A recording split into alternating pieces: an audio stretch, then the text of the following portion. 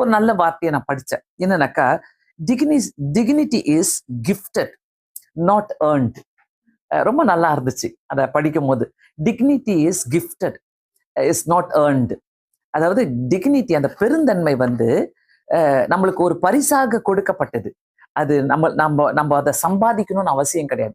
இந்த நாளில நிறைய பேர் ஓடி ஓடி ஓடி ஓடி ஓடி அதை தான் சம்பாதிக்கிறாங்க. ஒரு டிக்னிட்டி வேணும் எனக்கு சொசைட்டில, சமுதாயத்துல எனக்கு ஒரு டிக்னிட்டி வேணும், சமுதாயத்துல நான் இப்படி இருக்கணும், சமுதாயத்துல நான் அப்படி இருக்கணும் சொல்லி ஓடி ஓடி ஓடி அந்த டிக்னிட்டியை பெற்றுக்கொள்றவங்க, அதுக்காக ஓடுறவங்க நிறைய பேர் இருக்கிறாங்க. Dignity and honour.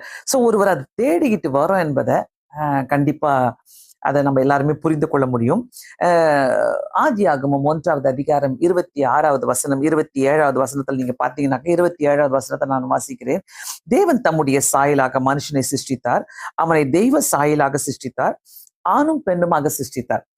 ஸோ ஆண்டவர் வந்து நான் அவருடைய தெய்வ சாயலாக நம்மளை சிருஷ்டித்தார். நான் இதை எப்படி பார்க்கிறேன்னாக்கா, நம்மளுக்குள்ள அந்த கிஃப்டட், அந்த டிக்னிட்டி, ஆனர் என்ற காரியங்கள் நமக்குள்ள இருக்குதுனாக்கா தெய்வ சாயலோடு நம்ம இருக்கிறோம்னு அர்த்தம். ஸோ இதை நல்லா புரிஞ்சுக்கணும். ஒரு மனுஷனுக்கு இது தேவை. நம்ம மனுஷ புத்தியை வச்சுக்கிட்டு என்னென்னவோ செய்யணும்னு பார்க்குறோம்ல, என்னென்னவோ நம்மளே பெருசா பெரிய ஆளா காட்டிக்கணும், நம்ம பெரிய ஆளா இருக்கணும்னு சொல்லி நம்ம காட்டிக்கிறோம். ஆனா இந்த மனுஷ புத்தியோட கர்த்தர் கொடுக்கிற இந்த ஒரு அருமையான காரியம், அவருடைய சாயலாக நம்மளை படைத்தாராம். அது ரொம்ப அழகா இருந்தது கேட்கும் போதும் வாசிக்கும் போதும்.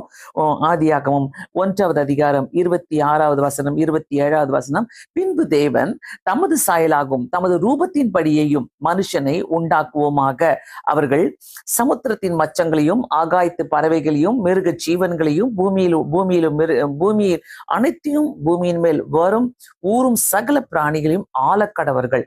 இது கர்த்தர் கொடுக்கிற டிக்னிட்டி. சோ கர்த்தர் பாருங்க, படைக்கும் போதே மனுஷனுக்கு ஒரு டிக்னிட்டி, ஆனரை கொடுத்து படைச்சிருக்கிறாரு. நீ எல்லாத்தையும் ஆண்டு கொள்வாயாக.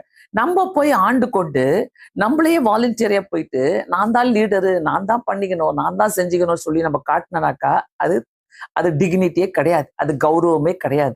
ஸோ பிரியமானவர்களே, இந்த இடத்துல நம்மளுடைய வாழ்க்கையில கர்த்தர் கொடுத்திருக்கிற இந்த நேரத்துல எந்த அளவுக்கு இதை நம்ம வாழ்க்கையில பிரயோஜனம், இதெல்லாம் நம்ம யோசிக்கிறதே கிடையாது. மனுஷர்கள் யோசிக்கிறதே கிடையாது. நிறைய பேர் அவங்களுடைய வாழ்க்கையில இதெல்லாம் நாங்க பேசணுமா, நாங்க இதெல்லாம் யோசிக்கணுமா, இது எதுக்கு எங்களுக்குன்னு யோசிப்பாங்க. 27வது வசனம், தேவன் தம்முடைய சாயலாகவே மனுஷனை சிருஷ்டித்தார், அவனை தெய்வ சாயலாக சிருஷ்டித்தார். எவ்வளவு அழகான வசனம் பாருங்க.